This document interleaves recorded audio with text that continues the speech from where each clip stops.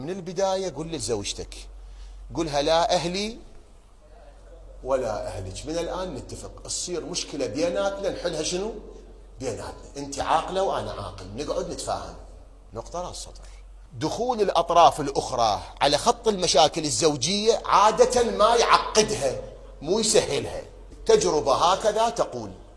هاي شبابنا من الآن خلوها ببالي، اقعدوا انت وياها حلوا مشكلتكم، لا تدخل أي طرف، لأن الطرف عادة ما يتدخل حتى يحل، عادة يتدخل حتى يقوي شنو؟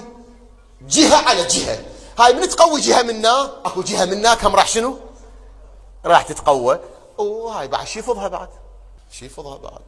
من البداية حلها بيناتكم، حلوها، لا توصل لا تطلع مشكلة تموت ببيتكم وما حد يدري. يصير حالكم حال البلد الساد حدوده وما يرضى واحد يتدخل بشؤونه. البلد إذا كلها تتدخل بشؤونه يبقى مستقر، لو يروح يصير هو. الأسرة هم نفس الشيء، إذا الكل يتدخل بيها مولانا ما تمشي. أما إذا تنحل من قبل الطرفين بسهولة لا تمشي. أنا أعتقد ذني الأمرين إذا شبابنا يفهموهن يدركوهن، هواي راح تحل عندهم مشاكل أسرية.